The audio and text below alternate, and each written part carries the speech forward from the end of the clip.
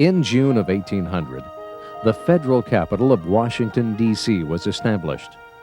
While the Federalists were hampered by internal dissension within their own party, the Republicans were increasing their strength through strong party organization at all levels. In 1800, John Adams was running for a second term as president. Hamilton attempted to manipulate the Electoral College in the hopes of obtaining more votes for the vice presidential candidate than would be the case for Adams. The Democratic-Republican machine, however, had worked smoothly, and Thomas Jefferson and Aaron Burr received 73 electoral votes compared to 65 for Adams and 64 for his running mate. It had been understood that Burr was the vice presidential candidate, but since all Democratic-Republican electors had voted for both Jefferson and Burr, they were tied, and the election was thrown into the House of Representatives.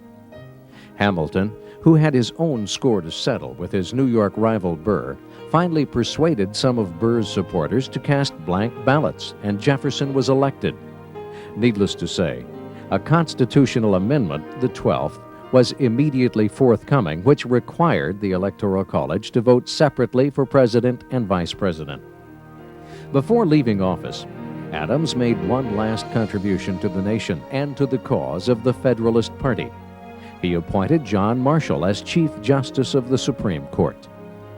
Marshall, a staunch Federalist, was to bring to the Supreme Court the power and prestige which was absolutely necessary to the proper functioning of the American constitutional system.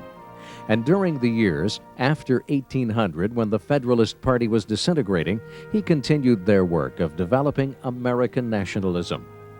Thomas Jefferson had called his election to the presidency the Revolution of 1800 because it had marked one of the first times in modern history that a peaceful transfer of power from one political party to another had occurred.